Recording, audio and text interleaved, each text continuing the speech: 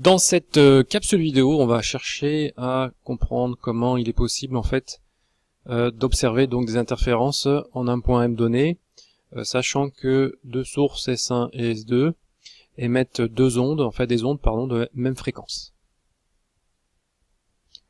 Alors les deux ondes S1 et S2 en fait émettent toutes les deux donc des champs électriques qui ont donc la même fréquence, mais qui ont des phases à l'origine différentes, sachant que ces φ1 et φ2, donc ces deux phases à l'origine, sachant que ces phases à l'origine varient de manière aléatoire dans le temps, et ça dépend notamment des chocs entre les particules des gaz de la source. Bien entendu, ce qu'on cherche nous à observer, c'est le champ électrique en un point M assez éloigné des sources, et il faut bien tenir compte de la durée de propagation de chaque onde. Donc la durée de propagation dépend évidemment de la célérité et aussi de la distance parcourue.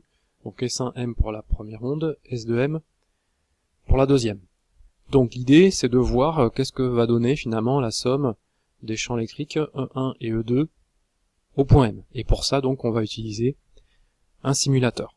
Les deux sources S1 et S2 émettent des ondes sinusoïdales, représentées ici donc en rouge pour la source S1 par exemple et en bleu pour la source S2. Il s'agit en fait de finalement de la représentation du champ électrique émis par les sources S1 et S2 en fonction donc du temps. Donc on suppose que c'est les ondes qui sont donc au point P et qui vont donc se croiser, et on sait que le champ électrique résultant correspondra à la somme des deux. Alors le simulateur consiste à faire varier de manière aléatoire en fait la phase à l'origine et de voir l'impact que ça va avoir sur la somme des deux ondes. Donc la somme des deux ondes, en fait, le signal est représenté au-dessus, le signal qui est ici en noir, et les phases à l'origine qui sont représentées par la constante A et B vont varier de manière aléatoire au cours du temps. Donc on va visualiser en faisant démarrer la simulation comment varie le champ électrique au cours du temps. Donc on s'aperçoit finalement que l'élongation des sources S1 et S2 elle reste constante, c'est seulement la phase à l'origine qui est modifiée donc de manière aléatoire en fonction du temps. Par contre, la somme des deux champs électriques, eh bien elle varie en fonction du temps, puisque les phases aléatoires, les quarts de phase en fait entre les deux signaux varient de manière aléatoire, ce qui fait que l'intensité lumineuse, eh bien en fait, elle va être de temps en temps maximale, de temps en temps, comme ici on vient de le voir, minimale, et comme le champ électrique vibre à une très haute fréquence de l'ordre de 10 puissance 14 Hz, globalement on va avoir finalement une lumière finalement quasiment continue, puisque l'œil n'aura pas le temps de voir ces variations extrêmement rapides du champ électrique. On se rappelle que donc l'intensité électrique, c'est finalement la valeur moyenne de la valeur quadratique du champ électrique.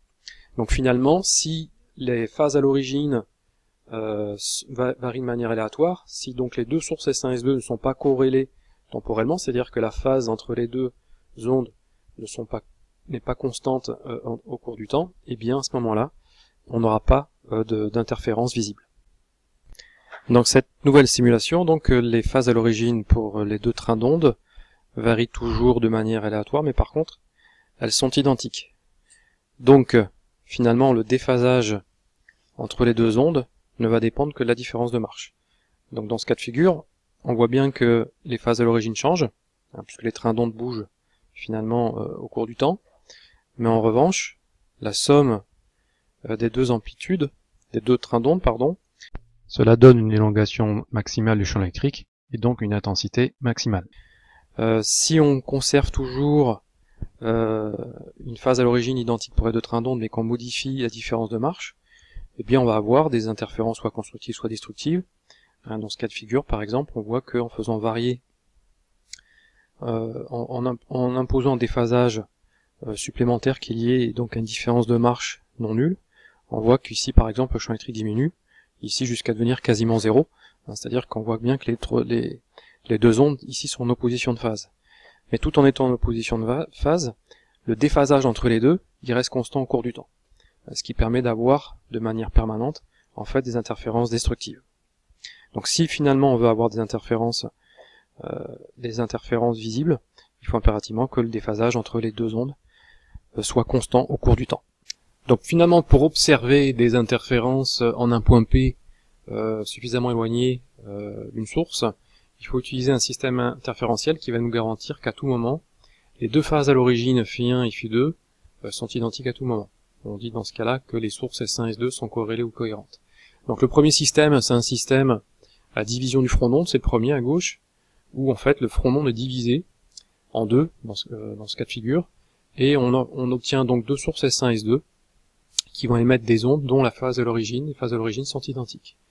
Deuxième système qu'on verra plus tard dans l'année, c'est un système à division d'amplitude, c'est-à-dire que l'amplitude de la source S va être divisée en deux, et donc le système interréférentiel génère deux ondes, S1 et S2, qui vont avoir sensiblement la même amplitude, mais surtout des phases à l'origine qui sont identiques. Voilà pour cette capsule vidéo.